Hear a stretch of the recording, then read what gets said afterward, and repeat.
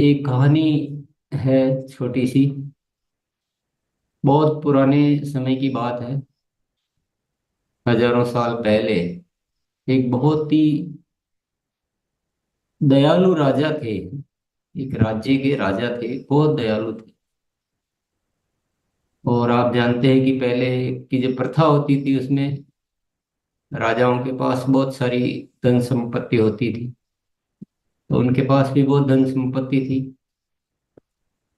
पर क्योंकि वो दयालु थे तो उनका मन हुआ कि मेरे राज्य में कोई भी भूखा नहीं सोना चाहिए, कोई तकलीफ में नहीं रहना चाहिए, सब लोग बड़े अच्छे से रहें। तो उन्होंने क्या है, एक भोजनशाला खोल दी कि जिसको भी जरूरत हो, जिसको जरूरत हो, जो व्यवस्था नहीं कर पा रहा हो अपने जीवन में अन्न भोजन की, वो यहाँ आकर भोजन कर सकते हैं। व्यवस्था की गई थी उनके लिए जिनके पास वास्तविक तौर पे कमी थी, अभाव था।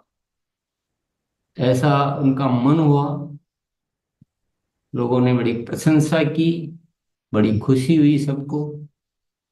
और जिनके पास था उन्होंने भी बहुत तारीफ की। हालांकि उनको तो नहीं जाना था, पर इतने अच्छे राजा के निर्णय को लेकर बड़े खुश हुए, बड़ी प्रशंसाएं हुई। और कुछ लोग जाने लगे, प्रारंभ किया भोजन करने के लिए। तो धीरे धीरे वो परिपाटी बढ़ती गई है। पहले कुछ लोग आते थे, फिर बाद में देखा कि चलो मुफ्त में तो मिल ही रहा है, मेहनत करने की क्या जरूरत है। तो थोड़ी संख्या बढ़ने लगी। सबको ही अच्छा लग रहा था, राजाओं को भी बड़ा अच्छा लग रहा था कि मैं मदद कर पा रहा हूँ, लोगों का कुछ अच्छा कर रहा हूँ। और मेरे राज्य में सभी बड़े प्रसन्न है, खुश है। फिर थोड़े दिनों में तो चलता रहा, चलता रहा। फिर किसी दिन एक सुझाव आया कि भोजन तो गरीबों को मिल रहा है, परंतु बहुत सारे गरीब ऐसे हैं जिनके पास रहने के लिए घर नहीं है, सर्दियों में ओढ़ने के लिए कंबल नहीं है। तो राजा तो दयालु थे, उन्होंने ऐसे ऐसे कुछ बना दिए भवन, कुछ घर, जिसमें जिसके पास घर नहीं हो आके रहो, जिनके पास कंबल नहीं थे उनको कंबल बांटे गए। तो ऐसे चल रहा था सिलसिला। और सभी राजा की जय जयकार होने लगी और राजा का सम्मान बहुत बढ़ गया कि इतने अच्छे राजा, पूरे देश में चर्चा। परंतु मुफ्त का लुटाते लुटाते धीरे धीरे खजाना तो खाली होने लगा। खजाना खाने खाली होने लगा, इधर चल रहा था सब कुछ। इधर राजा को अचानक से कोई बीमारी हुई और उनका देहांत हो गया। और जैसा एक सिस्टम होता है, राजा का पुत्र था, जवान, 20-25 साल की उम्र का, उसको राजगद्दी मिल गई। उन्होंने वो कार्य संभालना शुरू किया। देखा कि सब कुछ बहुत अच्छा तो चल रहा है, पर राज्य का खजाना जो है पूरा खाली हो गया। जो पहले अकूत खजाना हुआ करता था, बहुत धन संपत्ति रहती थी राजा के पास, पर अभी तो बिल्कुल खाली है और खाली होता जा रहा है। और उसने अपने मंत्री गणों से हिसाब लगवाया कि अगर इसी तरह से ये जो खर्चा है ये तो चलता रहा और इनकम तो जो है जो ही है, तो आने वाले समय में क्या होगा। तो मंत्रियों ने बना के दिया कि आने वाले समय में तो शायद हमें अपना महल भी बेचना पड़े या कुछ कर्जा लेना पड़ेगा अन्य राज्यों से। ऐसी बहुत स्थिति बड़ी गंभीर है। और लोग जो है वो बढ़ते जा रहे हैं, मुफ्त में खाने वाले और मुफ्त में रहने वाले। उधर तो लोग बढ़ते जा रहे हैं, इधर खजाना खाली होता जा रहा है। स्थिति बड़ी गंभीर है।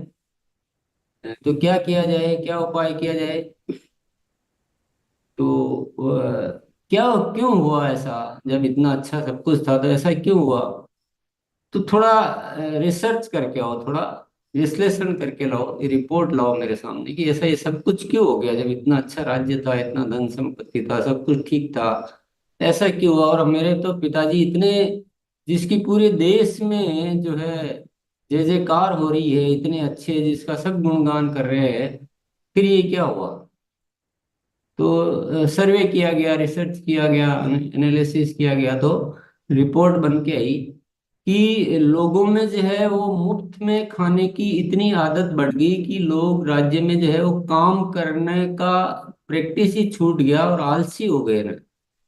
राज्य में आलसी लोगों की भरमार हो गई, मांगने की भरमार हो गई है, और सब वो ऐसा एक तो आउटपुट जो है, उत्पादकता बहुत कम हो गई राज्य की, और बहुत सारे जो है कृषि क्षेत्र खाली पड़े हुए हैं, पर वो खेती कौन करे, चलो जब मुफ्त में मिल रहा तो एक बहुत गलत कल्चर डेवलप हो चुका है, लोग समझ नहीं पा रहे हैं, और ये अंदर ही अंदर जो है देश खोखला होता जा रहा है। तो राजकुमार जो राजा बन गया था, उसको लगा कि अब क्या करना चाहिए। तो बोले ये जो मुफ्त खोरी है जो है ना, ये बंद कर देनी चाहिए। ये तो सबको घोषणा कर दी गई भी, आप ये 1 महीने के भीतर भीतर आप सब अपनी व्यवस्थाएं कर लीजिए, ये आगे अभी चलने वाला नहीं है। राज्य में अब खजाना नहीं बचा है, तो ये नहीं चल पाएगा। तो घोषणा कर दी गई कि 1 महीने बाद सब ये बंद होगा, तो आप अपना अपना जो भी व्यवस्था है वो कीजिए। क्या हुआ? विद्रोह हो गया, बहुत बड़ा। पूरे राज्य की जनता जो है वो हड़ताल पर उतर गई। पूरा सेना और उनके आपस में जो है वो युद्ध जैसा छिड़ गया। वो आके किले पर आक्रमण, मतलब एक वो इकट्ठे हो रहे हैं, वो हाय हाय कर रहे हैं वो राजा कि हाय हाय कितना खराब है, ये है वगैरह। तो क्या किया जाए, कुछ समाधान नहीं निकल रहा, बहुत दिनों तक चलता रहा, समझाया गया कि आपके भले के लिए, ये जो जिस तरह से चल रहा है, तो हम बर्बाद तो हो ही चुके हैं, पूरे बर्बाद हो जाएंगे, कहीं के नहीं रहेंगे, इसके लिए किया गया, पर किसी को समझ में नहीं आया। क्योंकि मुफ्त में खाने की जब आदत पड़ जाती है इंसान को, तो उसको कुछ समझ में नहीं आता है, उसकी दुर्गति निश्चित है। पर किसी को समझ में नहीं आ रहा था, विद्रोह बढ़ता जा रहा था, और अल्टीमेटली ये हुआ कि वो जो राजा था वो भी थक गया, हार गया। वो देखा ये कौन सा जीवन है मेरा, तो ऐसे ही ठीक था, मेरे को नहीं चाहिए ऐसा राज्य वाज्य, तो उसने वो इस्तीफा दे दिया कि मुझे रहना ही नहीं है। और इस्तीफा दे दिया, तो वो जो विद्रोह करने पब्लिक आई थी, उनमें से एक लीडर है जो उसको राजा बना दिया गया।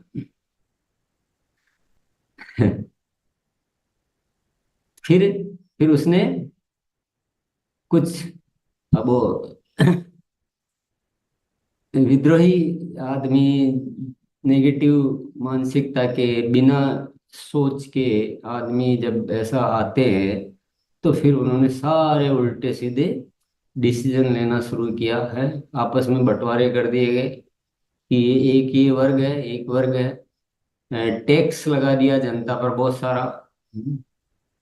तो जो दे सकते थे उन पे बहुत ज्यादा टैक्स लगा दिया, और लोगों को खुश करने के लिए, तुष्टीकरण करने के लिए उनको वापस से कुछ फ्री में देना शुरू कर दिया, और फिर अगेन वही जय जयकार होने लगी। और ऐसे ही कुछ चलते चलते, अब इस कहानी को मैं बहुत ज़्यादा लंबा नहीं ले जाना चाहूँगा, पर फिर वो कभी वो लीडर आ रहा है, फिर वो दूसरा लीडर आके बोल रहा है कि नहीं, ये जो आपको मुफ्त में दे रहा है तो बहुत कम है, अब की बार मेरे को चुनो, मैं आपको इससे ज़्यादा मुफ्त में दूंगा।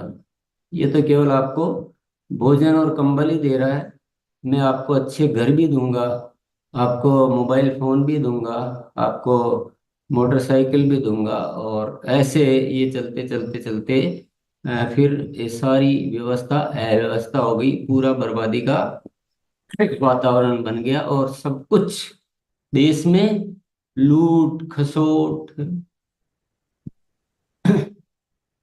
क्योंकि वो सर जो राज्य ही ऐसा हो गया, और उसके चापलूस करता ऐसे पैदा हो गए, उनको पूरी छूट है कि जाओ तुम कुछ भी करो, जनता को लूटो।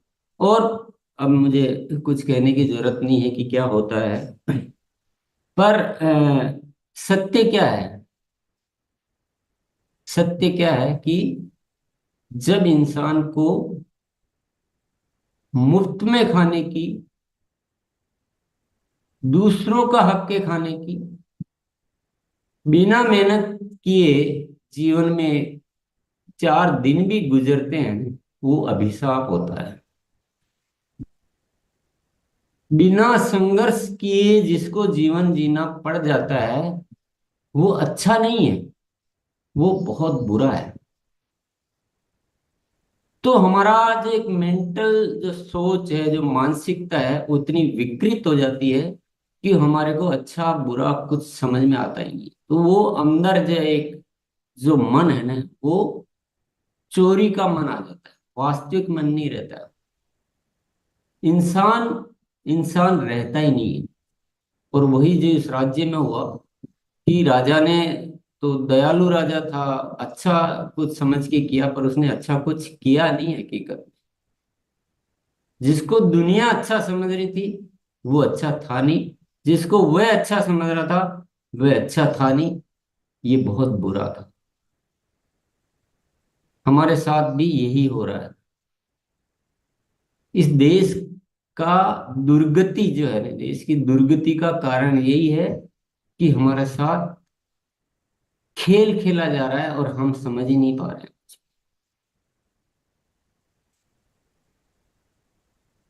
हम समझ ही नहीं पा रहे हैं कुछ। और आरसीएम ने एक नया रास्ता दिया है कि मेहनत करो, कठिन काम करो, आसान मत करो, संघर्ष करो जीवन। तो आपका अंदर का मानव जो है वो जागृत होगा, और आप सब कुछ कर सकते हो। मुफ्त का खा के जो उस राज्य में थे तो भोजन कर सकते थे, रह सकते थे जैसे तैसे। लेकिन जो मेहनत करके करता, तो वहां पर भी उस राज्य में भी धनी लोग थे जो मुफ्त का नहीं खाते थे, जो मेहनत करते थे। तो मुफ्त में तो जीने का सहारा मिल सकता है, लेकिन मेहनत करोगे तो असली जीवन मिल सकता है। और असली जीवन खुद की मेहनत से मिल सकता है, पराये सहयोग से नहीं मिल सकता।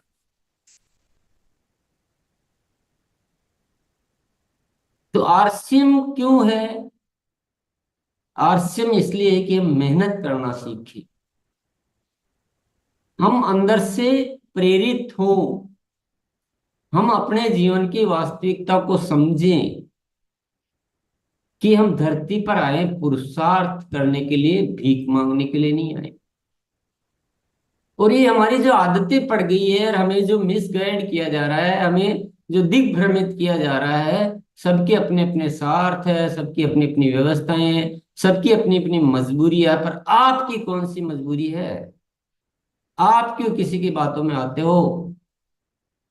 मैं आपको कहना चाहता हूं, अगर आपको गैस सिलेंडर में सब्सिडी मिलती है, मैं कहता हूं मत लो। आपको बिजली मुफ्त में मिलती है, मत लो, मना कर दो, नहीं चाहिए हमें। आपको अनाज मुफ्त में मिलता है, आपको और कोई मिलता है, कभी मत लो।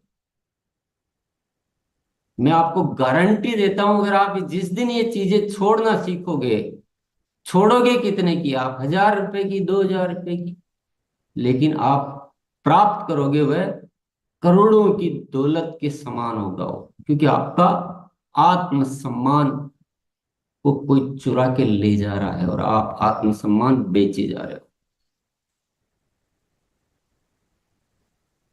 अंदर का जो असली मानव जो है ना, जो मानवता है, जो इंसानियत है, जो पुरुषार्थ है, इंसान धरती पर पुरुषार्थ करने के लिए आया है।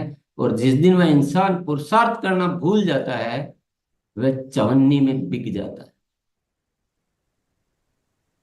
वो बेमोल हो जाता है, वह वस्तु बन जाता है, दूसरों के उपभोग की वस्तु। क्या यही बनाना है? यही जीवन है? नहीं। अपने आत्मसम्मान को जिंदा रखो, पुरुषार्थ को गहना मानो अपने जीवन का, और संघर्ष को उपलब्धि मानो। संघर्ष से निखार आता है। संघर्ष करना कोई बदकिस्मती नहीं है, संघर्ष करना खुशकिस्मती। और अपने बच्चों को कभी भी आसान रास्ते मत दो जिंदगी, खुद को संघर्ष करने दो। आपके पास कितना भी हो, उनको आसान रास्ता मत दो। खूब उनको ऐसी स्थिति में डाल दो कि वो बिना हाथ पांव मारे उस स्थिति से बाहर ही नहीं आ पाए। ये असली देना है। पढ़ा लिखा के एक सरकारी नौकरी, ऐसी नौकरी दिला दो जहां मुफ्त का मिल जाए, ये पूरा देश जो है इंतजार कर, कि करना ना पड़े, बस बैठे बैठे खाने को मिल जाए और रिश्वत मिल जाए और जीवन चल जाए। ये क्या आकांक्षा है? ये कौन सी तमन्ना लेके इस धरती पर इंसान जी रहा है? जरा ख्याल कीजिए, जरा अपने जमीर को जागृत कीजिए। अगर आप दो भाई हो, चार भाई हो, और आपको पिता की पैतृक धन संपत्ति में बंटवारे की बात आती है, तो या तो आप कह दीजिए कि मुझे नहीं चाहिए, आप तीन रख लीजिए, आप दोनों रख लीजिए, और या फिर आपकी इच्छा हो तो थोड़ा बहुत दो जो मुझे मंजूर है, मुझे नहीं तो समझना है। अगर ये आप छोड़ना सीखोगे ना, तो आपको वो मिलेगा जो आप शायद, मतलब आप जिसको आपने जीवन में देखा ही नहीं। यहां तो उल्टा है। यहाँ भाई का भाई बराबर भी हो रहा है, तो उसको लग रहा है कि मेरा, बोले मैं बड़ा हूं, मैंने मेहनत ज्यादा की है, मैंने तो कमाया है, तो मुझे ज्यादा हिस्सा मिलना चाहिए। कोई किस लिए लड़ रहा है, कोई किस लिए लड़ रहा है, बोले मुझे वो मकान चाहिए। अरे पूरे देश में करोड़ों मुकदमे जो है भाइयों की लड़ाई के चल रहे हैं। लड़ने के लिए पुरुषार्थ है हमारे अंदर, लड़ने के लिए बहुत एनर्जी है, लड़ने के लिए बहुत तिकड़म तरकीबें हैं, लेकिन पुरुषार्थ करते समय तो हम अपने आप को सरेंडर कर देते हैं कि मुझे नहीं आता है, मुझसे नहीं होता है, मैं नहीं सीख सकता। लड़ना सीख सकते हो, छीनना सीख सकते हैं, मांगना सीख सकते हैं। पुरुषार्थ करने की बात आती है तो हाथ सरेंडर कर।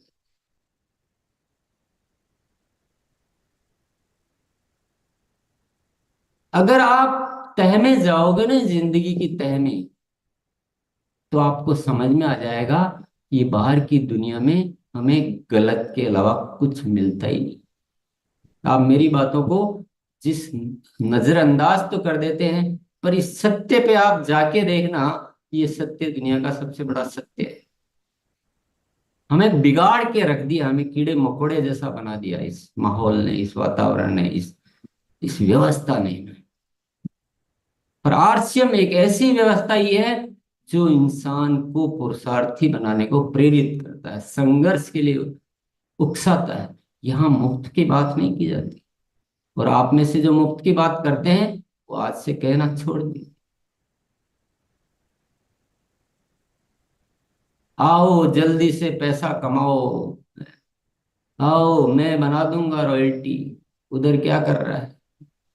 ये जो बातें हैं ना, ये आपकी पुरानी आदतें आ जाती है।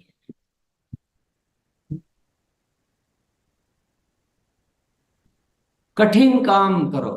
आरसिम आसान है क्या? मैं कहता हूं नहीं। सक्रियता के 21 सुनहरे नियम आसान है क्या? नहीं आसान। क्यों चाहिए आसान? हम्म? बर्बाद होना है इसलिए चाहिए आसान। जीवन को विकृत करना है, आसान कम काम करने से सड़ जाता है, ये जिंदगी सड़ जाती है।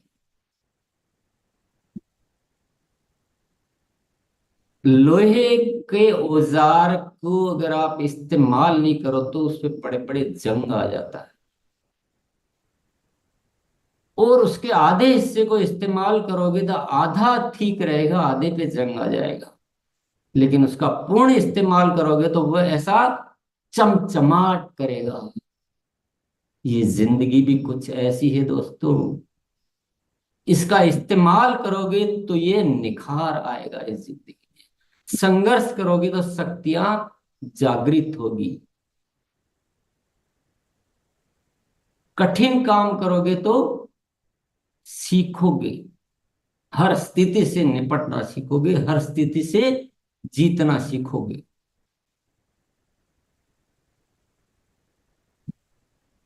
तो वास्तविकता क्या है? सत्य बहुत कड़वा होता है, सत्य बहुत कड़वा होता है। लेकिन आपको झूठ अच्छा लगता है तो झूठ बोलना शुरू कर दें, ये हो नहीं सकता।